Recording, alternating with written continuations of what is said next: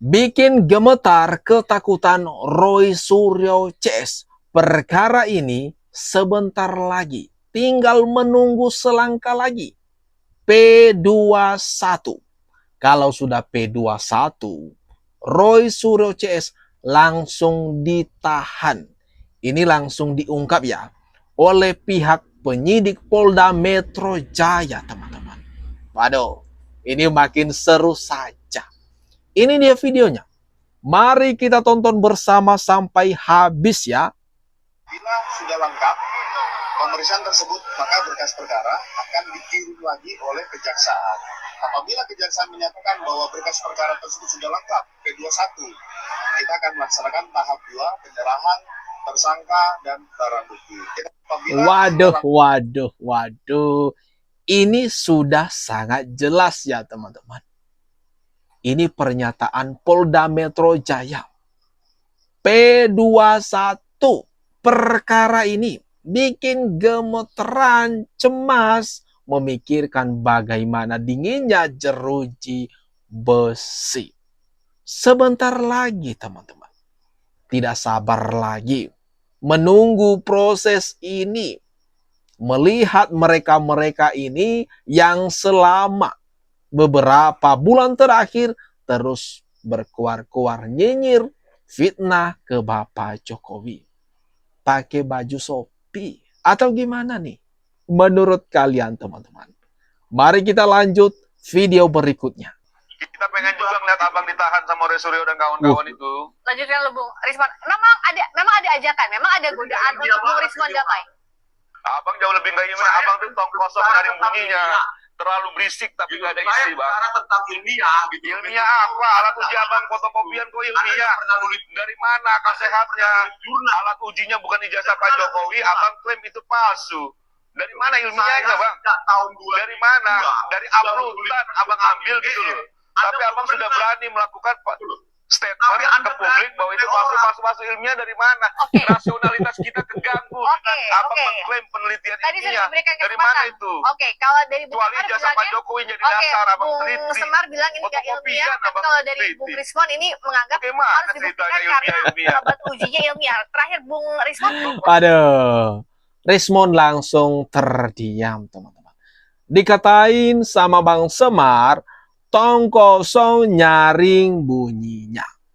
Apanya yang ilmiah, teman-teman? Ini Rismon mengklaim dan timnya, kubunya, apa yang mereka lakukan selama ini merupakan ilmiah.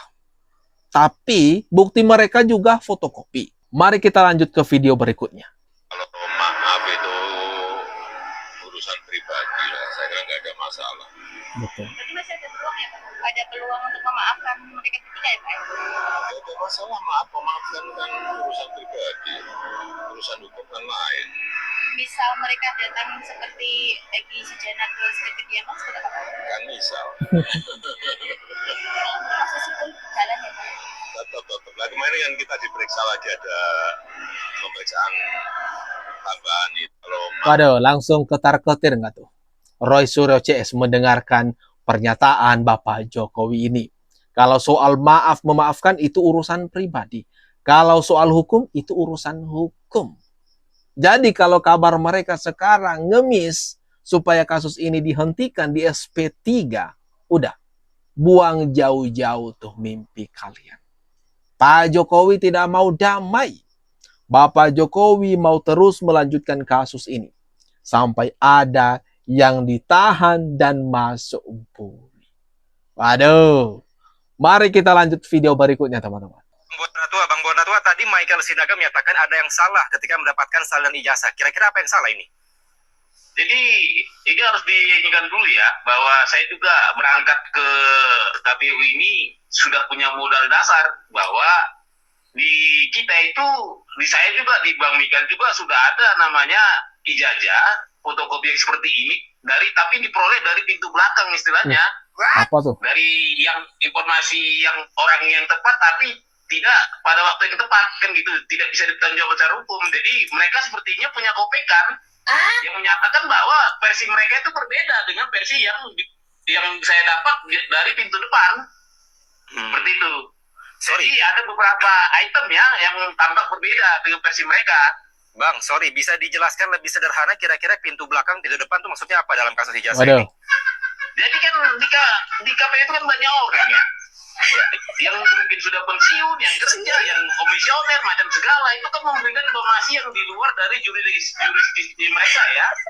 Yang juga, ya bisa jadi ada aja fotokopi atau apa yang beredar yang tanpa diminta secara resmi seperti saya. Aduh, ada apa nih? Kenapa makin lama mereka ini makin lucu, makin ngawur saja pernyataan-pernyataan mereka? Pantas hasil penelitiannya hancur. Ternyata Roy Suryo CS dapat kopekan dokumen dari pintu belakang. Enggak resmi, teman-teman. Mari kita lanjut video berikutnya. Karena itu yang kita minta adalah penghentian penyidikan, sebabnya adalah karena demi hukum. Ada 10 sebab ya, yang namanya penyidikan itu bisa dihentikan. Restoratif justice di huruf H itu hanya salah satu sebab saja. Dan restoratif justice, salah satu klausulnya, bukan satu-satunya, yaitu minta maaf. Kemudian ganti biaya, ganti pengobatan, macam-macam dan lain sebagainya. Tetapi jalan yang ditempuh RRT bukan restoratif justice, bukan minta maaf. Tetapi kita menemukan sebuah indikasi bahwa proses penyelidikan dan penyidikan yang dilakukan Polda Metro Jaya sudah bertentangan, sudah melanggar undang-undang. Itu yang paling penting. Karena itu yang kita minta adalah penghentian penyidikan, sebabnya adalah karena demi hukum. Waduh, kata Refli Harun, mereka ini meminta kasus ini dihentikan karena demi hukum. Dan katanya tadi Polda Metro Jaya itu melanggar hukum. Apanya? Bahkan bukti-bukti sudah ratusan. Udah berhasil diperoleh oleh penyidik Polda Metro Jaya. Saksi-saksi juga sampai ratusan orang. Apanya sekarang? Lalu kalau kita minta sekarang, bukti-bukti yang dimiliki diperoleh oleh kubu Roy Suryo CS, kenapa mereka berani sekali mengatakan ijazah Bapak Jokowi itu palsu? Silakan tunjukkan. Tapi sampai sekarang kan nggak ada. Nggak ada. Ini gimana nih? Kalau menurut pendapat teman-teman, tulis di bawah ini. Mari kita lanjut videonya. Kepada teman-teman media semua, di sini saya kebetulan hadir untuk menjadi ahli. Oh, ahli lagi. Di mana bidang keahlian saya tadi adalah sudah disebutkan software engineering, information system, dan knowledge management. Semua bidang ini beserta pengalaman praktis saya itu terkait ya, dan bisa diterapkan untuk memahami fenomena kontroversi dari ijazah Joko Widodo yang pernah digunakan sebagai persyaratan untuk mendaftar di KPU. Nah, saya akan menyingkat bahwa sampai sejauh ini saya masih tidak mengerti ya, kenapa teman-teman peneliti saya sampai dituduhkan sebagai dalam hal kriminal. Nah, Sampai 12 tahun penjara. Ya. Sebetulnya mata secara visual ya, sesuatu yang diteliti oleh teman-teman kami RRT, Bang Rismon terutama, skripsi ya, ijazah itu secara visual kita bisa melihat dan menilai titik-titik kontroversinya. Misalnya Bang Rismon itu meneliti dua hal ya. Pada skripsi yang diteliti itu adalah lembar pengesahan, dan pada ijazah itu lintasan ya Bang ya. Nah, sebetulnya saya kebetulan ya itu lulusan angkatan 80-an juga. Pada masa era yang sama ya, masih sama dengan era Pak Jokowi lulus itu ya. Di mana pada masa itu ya yang digunakan adalah komputer dengan perangkat pengolah digitalnya, pengolah prosesor katanya itu adalah WordStab dan sisinya masih berbasis DOS.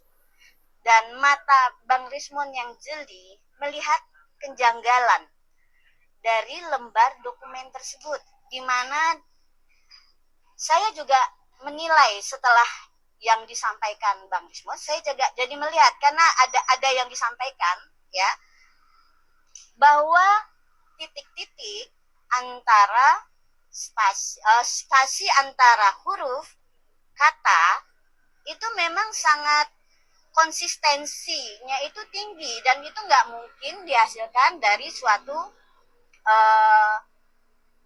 mesin ketik biasa. Udahlah, terserah ibu ini mau ngomong apa teman-teman.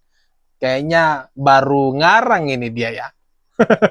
Sampai-sampai harus dibantu sama teman-teman atau rekan-rekannya di sana sampai kedengaran tadi kalau nggak salah suaranya Refli Harun. Dari tatapannya di sini kelihatan jelas dia baru ngarang dulu apa yang disampaikannya hanya untuk membela Roy Suryo CS. Waduh, di sini heboh ahli untuk Roy Suryo CS klaim ijazah Jokowi bisa dinilai asli atau palsu bahkan tanpa alat. Waduh, hebat banget kalau benar. Ini gimana teman-teman kalau menurut pendapat kalian orang-orang yang dihadirkan oleh kubu Roy Suryo ini konyol-konyol semua teman-teman. Benar. Komen dah, komen-komen di bawah atas apa yang barusan saja kita bahas ini.